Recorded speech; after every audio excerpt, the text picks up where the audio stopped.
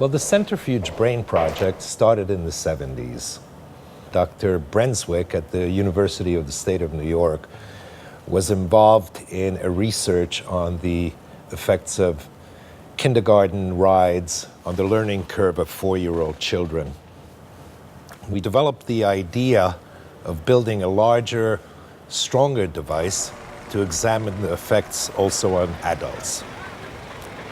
The first tests were a disaster. It reached 6 Gs and it broke apart.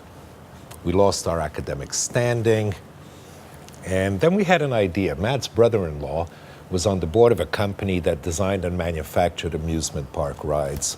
They had all the resources for us to continue our experiments. We designed our first real prototype, which was the Sphere-a-thon.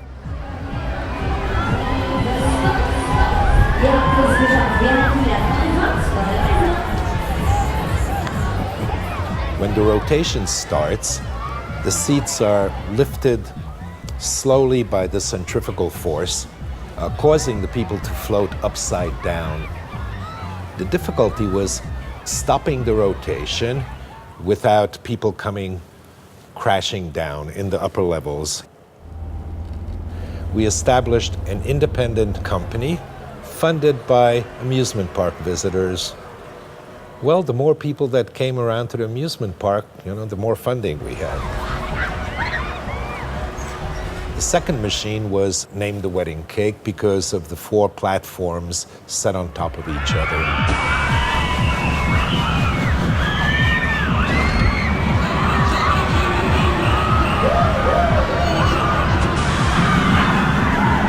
These machines provide total freedom, cutting all connection from the world you live in, communication, responsibility, weight.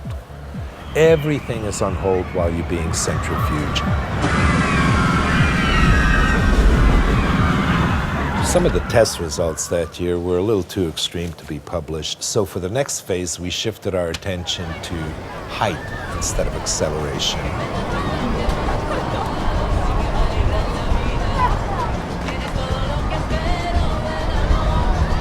Well, actually, the first day wasn't really planned out very well. Everybody wanted to get on, and not realizing that it was a 14-hour ride. Some people fell asleep, missed their stops, and had another 14 hours, and you could imagine, the problems that entailed.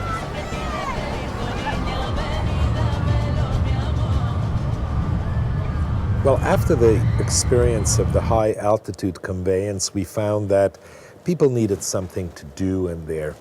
And we introduced an interactive option. Each cabin was equipped with a button.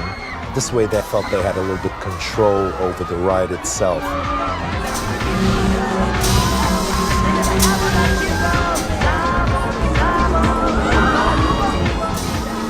Except for one incident where the expander was placed a little bit too close to the building, there were no real problems with it, and there was a level of undefined brain activity around 30% higher than the kids who stayed on the ground.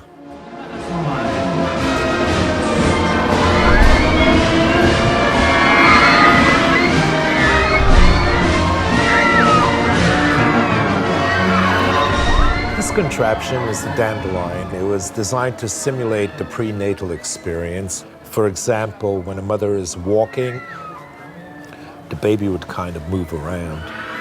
So we tried to compensate for the weight and size differential between an adult and a baby.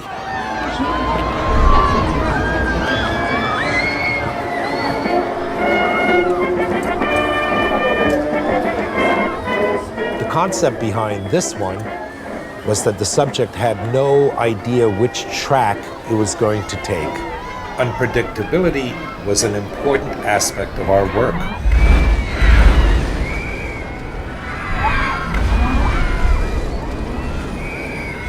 Which in many people resulted in readjustments of key goals and life aspirations. We're using only 10,000 horsepower now. But I'm convinced once we reach 20,000, we're going to be free of all boundaries permanently, and it will be very stable.